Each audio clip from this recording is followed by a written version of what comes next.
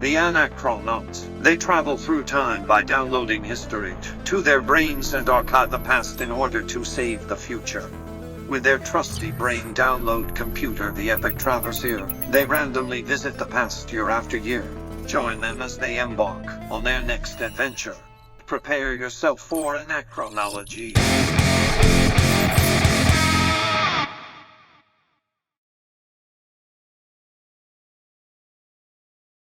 Hey there, welcome back. 1989. That was an advertisement for a TV show, Vigilante, right after we just did a segment or category all about television. So perfect timing. Thank you, sponsor Vigilante.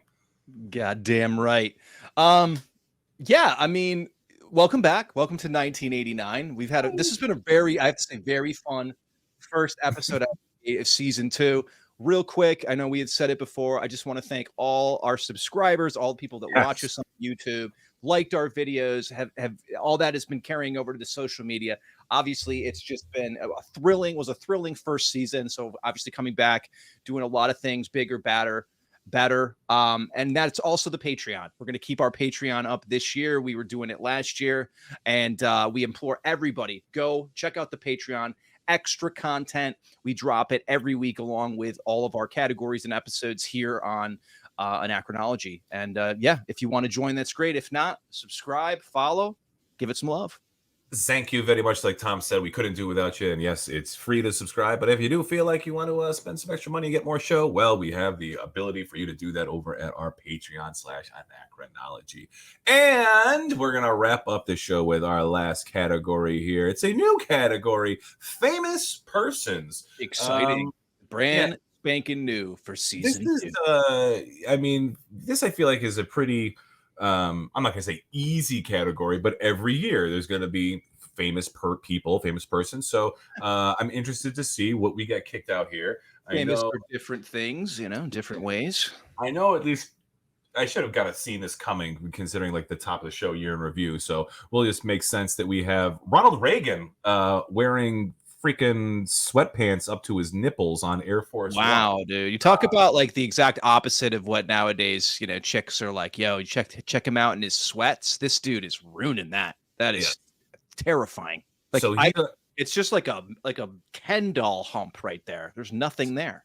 So he is on Air Force One, I guess, presumably trying to see what coupon came in the mail. But this guy, luckily, he was on his way out of office. Yeah. Doctors saw the first signs of Alzheimer's in July 1989 when Reagan underwent brain surgery following a fall from a horse. Yeah, that was definitely. And when he just wore gray sweatpants all over the Oval Office. I don't have pockets, Nancy. I don't. The champions are so comfortable. No, I don't want you to wash them. The insides. Yeah. Oh boy. But yeah, so President of the United States falls from a horse, bleed on the brain, and they go in there, see some Swiss cheese, and they say, "You want to know what? Give him the nuclear codes. It's fine." Yeah, he'll be fine. So speaking Very of famous person. Yeah, speaking of him, we got this guy. So he was out. He's coming in. George Bush Sr. And this was actually 1988, but just carried over into his election campaign, being sworn in 89. But his famous quote, "Read my lips. Read my lips. No taxes." It's so funny. He did, he kind of came in with this whole iron fist kind of, I'm a tough guy. Dude, through his whole, one-term presidency, he was fucking puking and slipping and falling all over the place. He was kind of he was like a rattled guy. He was a weird. You look back at it now, and he's just like. I remember he got made fun of too, because I guess there was something came out. He's like, they asked him some question. He's like, broccoli. I don't like broccoli. I mean, it was like that became like a big talking point of his presidency. Not him not liking broccoli, blowing up in the prime minister of Japan's lap, but not liking broccoli or something. Yeah, and then puking on him and like slipping in his own vomit. I think he's like, and it's so funny with him because like obviously we had the pleasure of having his son as a 2-term president. But it's funny in his older years how like the press just fucking loved this guy, and he turned into the most like creepy, withered old like wheelchair ridden man. And he was all over. Like he went like skydiving. I remember one time it was just like he looked like a corpse strapped to a dude jumping out of a plane. Like, he's still going, dude. This can't kill this fucking guy. Yeah, I know what you're talking about because I remember seeing him like I damn. can't remember if it was like the Army Navy game or West Point football or something, or maybe even like a bigger game, like an NFL game. But he is just like crunched down in a wheelchair, and he doesn't even look like what he knows what's going on. Yeah, he doesn't know where he is, and I think I saw something too. Like, it came out, of course, after he died. It's like a hit piece on him, but it basically was saying how like he was always old and creepy and just like apparently like groping ladies. Like, they'd get in pictures and he'd be giving a little handful of ass. If it's good enough for JFK, it's good enough for George W. I'm gonna read your lips. Whoa. I was doing it. I was having Lewinsky's before Lewinsky's were even Prezi. This guy famous in 1989. Again, famous person 1989. This guy, never heard of this guy before. What's he holding? I believe it is a symbol of flowers and something. He is Polish. This gentleman's name is Peter. Where are you? Yeah, Peter, fact check us on this, bro. If you're watching. It is spelled, his first name is spelled Lech, and his last name is Walesa. So Lech Walesia or Walesa. Sorry, Polska, if I butchered that, which I'm sure I did. So this gentleman became the leader of the Solidarity movement and led a successful pro-democratic effort, which in 1989 ended communist rule in Poland and ushered in the end of everything's ushered into the Cold War. But good for him. I think this guy is famous because he looks like if Super Mario was like the first Democratic like elected president of a country. Because I mean, he's got this dude. He doesn't. I mean, I don't know what necessarily looks presidential, but this looks like a guy I want to like it. Have a beer with at a fucking grill some hot dogs or something. Like he's a father-in-law looking guy who encourages being hoisted up at any moment and just be marched around town in celebration. I like that. And he's got the old mustache. He's got the cookie duster. I mean, it's prominent in that picture. You don't often see politicians with mustaches. I guess facial hair is seen as like dishonest. But dude, homeboy, 1989, like fighting Russian democracy or communism with Western democracy, one mustache at a time. But yeah, Lech Walesia. Peter, correct me. I'm sorry. Polish idol. Yeah, right. Your first, the first presidente. Go this guy. Come on now, give me some Freddie Rogers.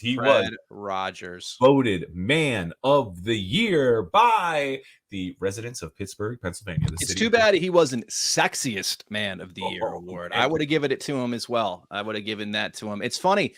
At one of our Patreons at the end of season 1, we had the honor of reviewing a Mr. Dress Up episode, who is basically. There he is. There he is. Our boy, the Canadian Mr. Rogers. Brilliant. Yeah, if you want to go to our Patreon and check that out. But I mean, who would you rather watch the television program of a nice gentleman? You want to see this awesome guy right here or this guy who definitely has got a little creep show going on? Yeah, I'd like to see them in a fight. I wonder who would win in a fight, Mr. Dress Up or Fred Rogers. I feel like Fred Rogers is he's full of surprise. He's full of surprises. Love me some Freddie Rog. He just takes his shoe off and beats Mr. Dress Up to death with it.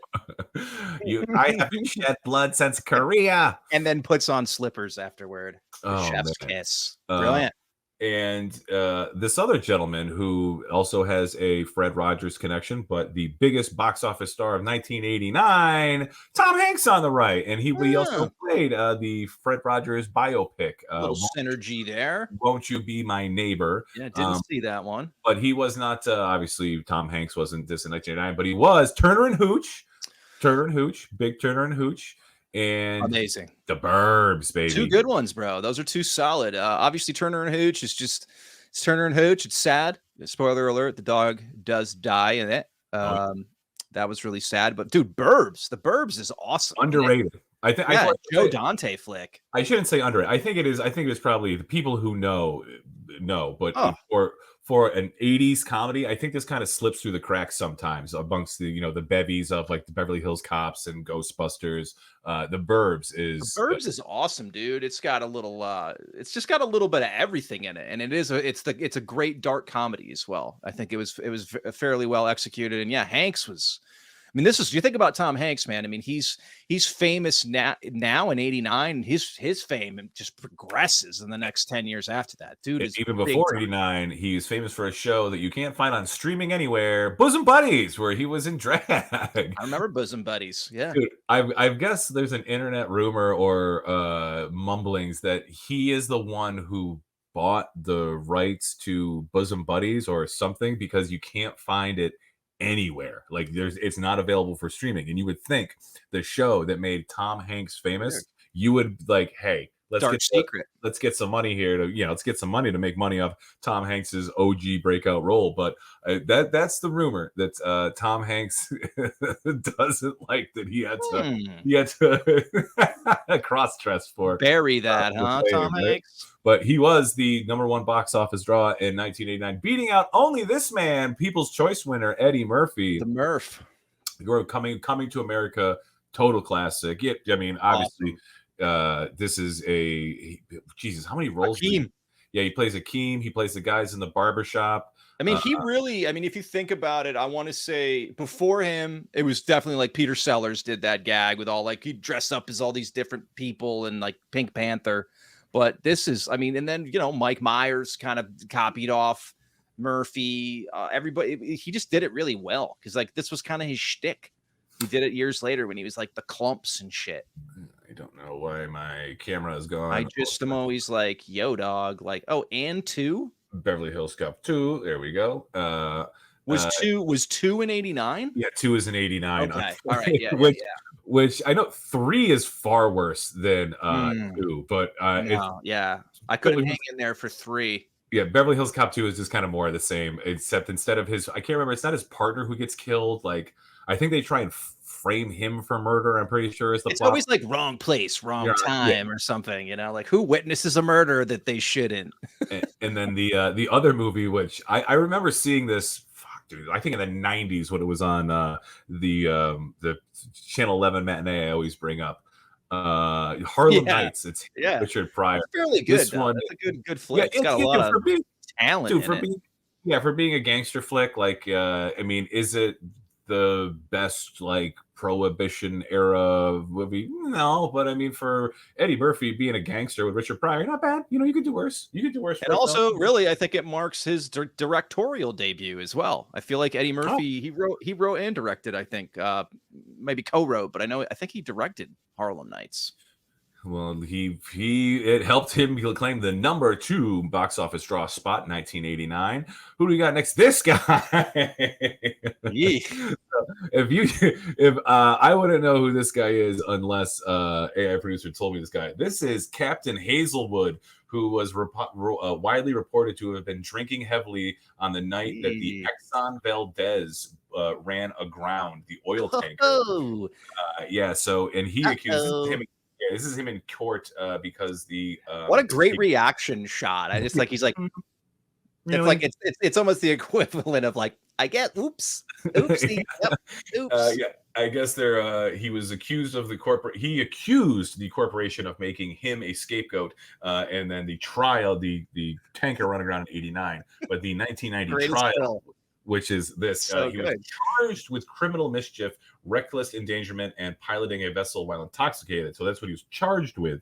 But he was cleared of all of 3 of the charges and only convicted of the misdemeanor. This seems insane. A misdemeanor negligent discharge of oil. There was fucking like a whole oil tanker, and that's like he got charged with a misdemeanor discharge of oil. That's not like you're pouring some lawnmower oil like down the water. I mean, when you make just a regular DUI look not bad, I mean, Jesus Christ, dude, like to crash a giant oil tanker. How fucking drunk was this guy? He was. So 21 witnesses testify he did not appear to be under the influence of alcohol. He just looked like that. And he looked like that. And he wasn't even piloting. He wasn't even in the wheelhouse piloting. He wasn't even at the wheel, but he was captain of the ship. Here's the last photo before he crashed the fucking Valdez aground. It just looks like it's so bizarre. It looks like a still from The Office or something. He's just like, it's like Toby's supervisor. Captain Hazelwood, more like famous. Captain Orton, am I right? Exactly. He's famous for sure. He's like, "Good, you gonna finish that drink?" All that. He's high in the bottle right now. So famous or infamous man, Pretty person, brilliant. 1989, and then we got to Menudo, the Puerto Rican boy band formed by producer Edgar Diaz. So I believe this is famous persons because referred to as the most iconic Latin pop music band, ranked as one of the biggest boy bands of all time by several publications. I guess like I was never a big boy band guy, but I think if you like corner the entire Dominican, Puerto Rican, It's a big swath. I mean, and if I believe they obviously, I don't know if they had every album was dual lingual or double one in English, one in Spanish, but I mean if you're cornering that market of habla español, I mean you got that piece of the pie locked down. And look at young Ricky Martin. Oh yeah, I think he's probably like getting aged out right here. This is probably like 1989. Like you're not. Well, also Homeboy in the middle will make you look younger. Well, yeah, and then there's like Homeboy with like the crazy, like he's got like the flat fucking bangs and the mullet. That dude looks like he's 20-something years old. Yeah, I think both him and Ricky are probably getting phased out. And because the next iteration, when they lost Ricky Martin, they had to, I guess, turn into Los Ultimos Heroes. They were really feeling it after Ricky Martin left. What the fuck is this? And weirdly enough, that guy, that's not Ricky Martin on the left with the bandana, but that like kind of looks like Ricky Martin. And then also the shorter guy also kind of looks like Ricky Martin. Like they were dude in the middle is taking me out of it, man. I don't know this photo that was chosen. I don't like him. I don't know it. He's giving me weird vibes. He looks like Dominican or Puerto Rican Jackie Earl Haley, the guy who plays yeah. Don't tell anyone. I'm not locked in here with you. You're locked in here with Los Ultimos Heroes. Fucking Spanish Rorschach. But yes, they were very famous in 1989. Speaking of music, we got this lady right here again. Which one? The blonde lady in the with the with the PTA haircut. Her name is Annie Grossman, or Anne Grossman, and apparently she was crazy influential in jazzercise, making jazzercise, I guess, the influx of that being a way to get in shape in the 80s. She's getting it. Look at them all. Christ. There is I'm trying I don't think that, maybe this is by design, but I believe this is all class full of ladies, which I'm not saying there aren't gentlemen that jazzercise, but there were. They're all kind of not like, they're not all in, even though this is a still image, you can tell that they're not all in sync. You know what I mean? Like usually when the goal is to do the same motion or do the same, exercise movement, like they're all kind of leaning over, but they're all not like, I think even a homegirl in the the black and yellow is actually doing a better job than Annie Grossman. In her like fucking New York taxi cab fucking onesie. But that's Annie Grossman, made famous by jazzercise. What do we got? Oh yes, this famous guy right there. That's the Tiananmen Square man. Unfortunately, he's very famous. So what a shit day for that dude. Yep. If people are unfamiliar with the Tiananmen Square protests, known as the June 4th incident, where student-led demonstrations held in Tiananmen Square, Beijing, China, lasted from 15th of April to June 4th. After weeks of unsuccessful attempts between the demonstrators and the Chinese government to find a peaceful resolution, the Chinese government declared martial law on the night of June 3rd and deployed troops to occupy the square, what is referred to as the Tiananmen Square Massacre. There is this guy. Although it looks like he's about to get run over, he did not. They did shoot a bunch of Chinese students, but this guy, it is probably, I guess the only good news for him back then, they didn't have like surveillance cameras and they couldn't track your cell phone, but we don't really know we only basically know what China allows us to know. So this guy, he either got fucking shot that day or hopefully he slipped back like within the masses and he maybe never, or they did run him over with a tank. No. There is I think there's other footage, like there's whoever's taking these photos. There is a photo I want to say of him, like a group of people, like him, like kind of disappearing into a crowd. But as I am familiar with, his fate has never been known, but two chances, or two outcomes. Either he's dead, or he miraculously slipped back under the sea of protesters. And well, he opposed China. He's dead. Right, but iconic photo, Super famous iconic, yeah. for not having a name to the face. Tank guy. A very famous 1989 person. And then I think this is our last famous person. Oh, yeah. Public Enemy, Flavor Flav. There is Spike Lee. Damn. The Fight the Power was their big breakout hit that was used in. Do we have a little image of Do the Right Thing? Hells yeah. Spike Lee. And I know that we can get rid of Cork here. I know we've got some footage just to give you guys a little flavor. Let's share this up. Danny Aiello in the house. Oh, did I get rid of that? Okay, we got Danny Aiello, John Turturro. Yeah, dude.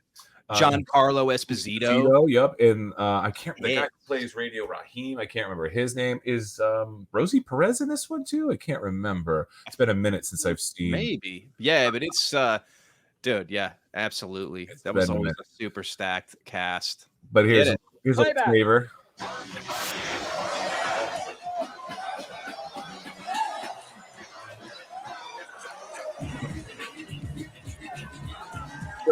Brooklyn.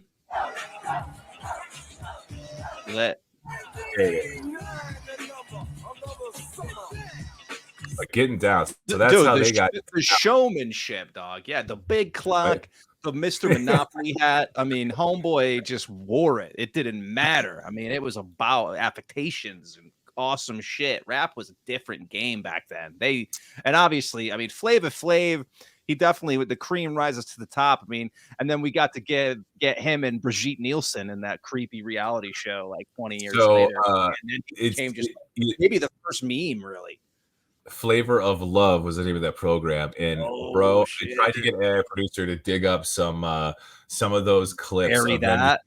Dude, hammered and just like fighting. They're great TV, great TV. But dude, I did not know though the Flavor Flav, he's legit play. Like that's Flav? That's Flavor Flav, dude. Get it, Flav. Yeah, he can play like guitar, but on fucking, banging. He's got a couple of tricks up his clock. Good job, Flav.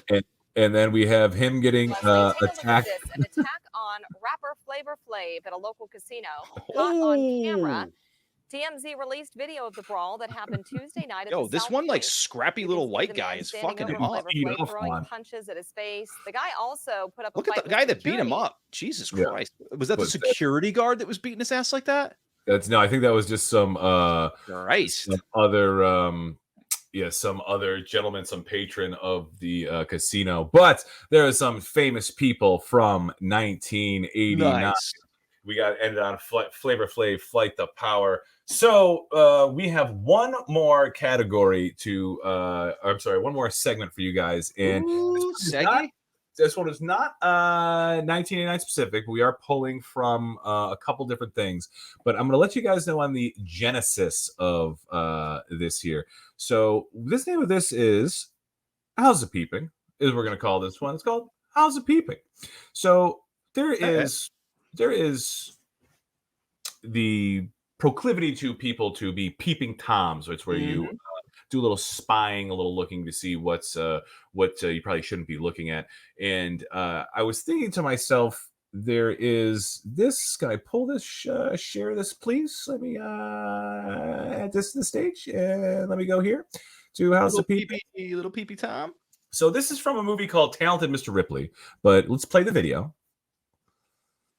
Or more Flavor Flav, whatever comes right. Okay. Oopsie. Remove this. Okay. Everything. This is getting punched again. There it is. Flavor Flav, sometimes when it's the first episode back, you gotta freaking peeping Flav. Get the peepee Flav. Share this. There we go. But yes, little Talented Mr. Ripley. So here is the genesis of this.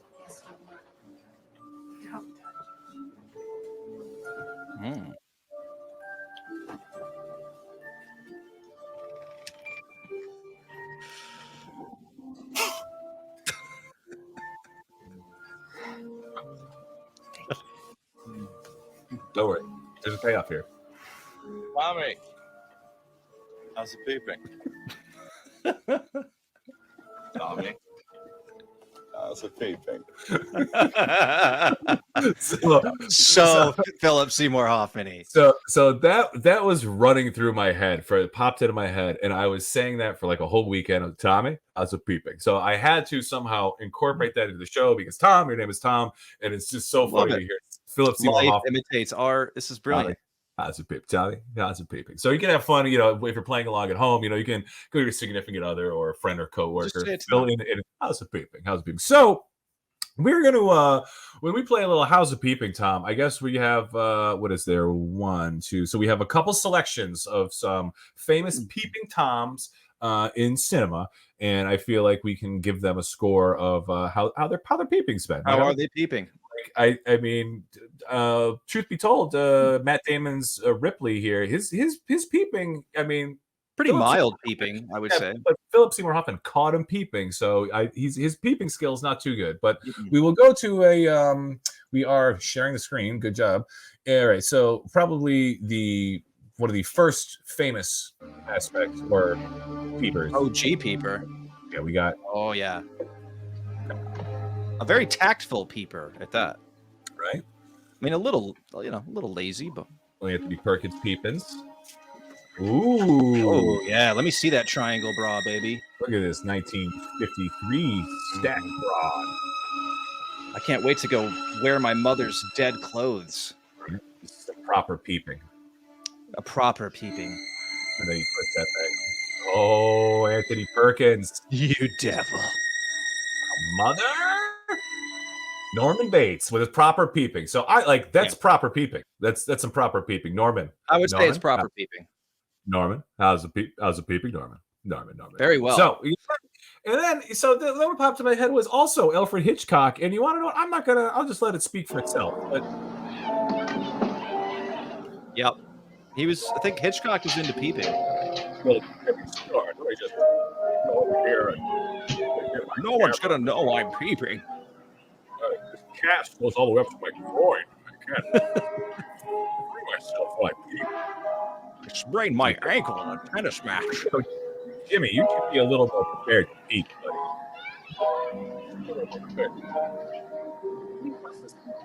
I haven't changed these pajamas in 3 weeks. Come on, Jimmy, get to the peep, Jimmy. Yeah, bro, it's just a slow peep. Jimmy, what are you doing? Are you incredibly slow peep? I mean, this is a very lazy peep. It's an easy peep, really. What are you peeping at? You're peeping at this guy. Look at reading the paper. I mean, Norman Bates knows how to peep. Jimmy, I'm not digging Jimmy, I'm not digging the peep. I'm not either, Jim. Jimmy, how's the peeping, Jimmy? Not well. Not good, Jimmy. So now we've got here we go. Here's classic peeping. Here's some classic peepings.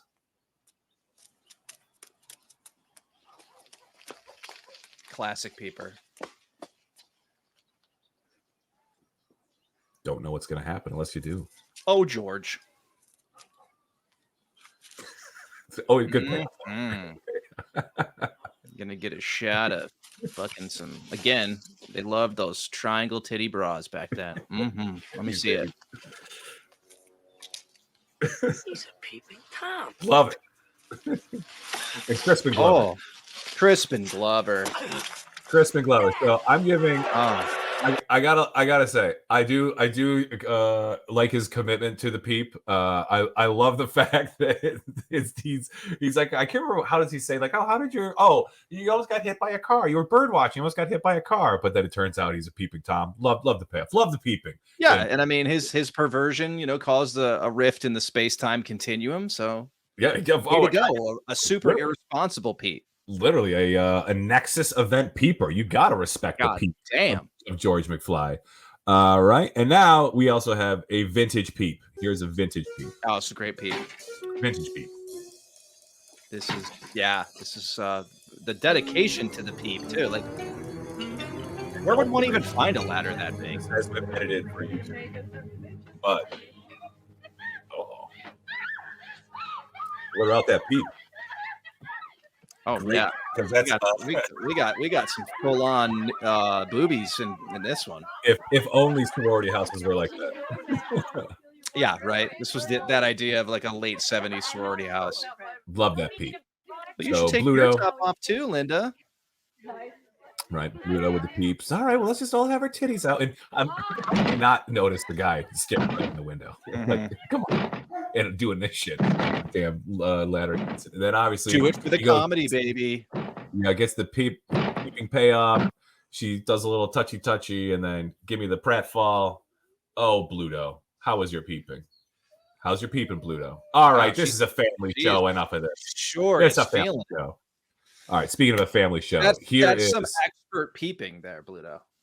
And then here is, we want to leave the show here on a high note. So here is creepy. This is a creepy peepee right here. Creep peep. This is a hilarious peepee.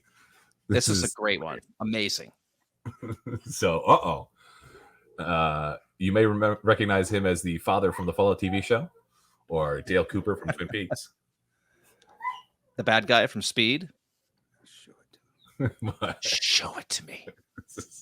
I remember the first time I saw this. I did too. Yeah, I love this. I love the fucking just the slow sip. I miss Dennis Hopper. He was a great actor. Oh man, yeah, slugging down some bourbon. Yeah, David Lynch, you creep.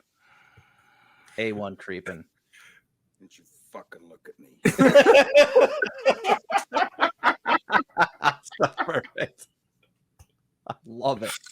So, ladies and gentlemen, if you want to continue watching this, which I highly recommend you do, please go through all of it and get your peep on. Go to our YouTube channel. It is in a playlist called House of Peeping. The name of the film is Blue Velvet. Don't you fucking look it. It is exceptional, and it gets wackier from there. But it really does. That is, we're gonna leave House of Peeping on that high note. Brilliant. We know that it gets a little crazier from there, and there's no use in us spending the 3 minutes leaving you in suspense here when you can do a little peeping on your own. You don't got to peep us, peep that. It's a little too much peeping. So, Tom, my friend, I think this was a fantastic return to the show. Season 2, episode 1, 1989. We had AI producer went on a little vacation, showed us a slideshow. We've got some new tricks in the works here for the show. We've got new categories. We got new segments. We got resident expert. We have the same old Tom and myself bringing you this weekly show. And if you like this, you can please give us a subscribe, give us a watch. If you really like us, you can go over to our Patreon. Man, I don't know what more to say other than I had a great time getting back into the swing of things, brother. Dude, me too. I always love doing this show. It's so great to be back for season 2. You couldn't have said it better. We got a lot in store for you here for season 2. We're coming back. It's snappier. It's edgier. It's funnier. It's worse. You can decide, but we really appreciate you watching. Stay tuned. We'll catch you next time next year. Thank you. Later.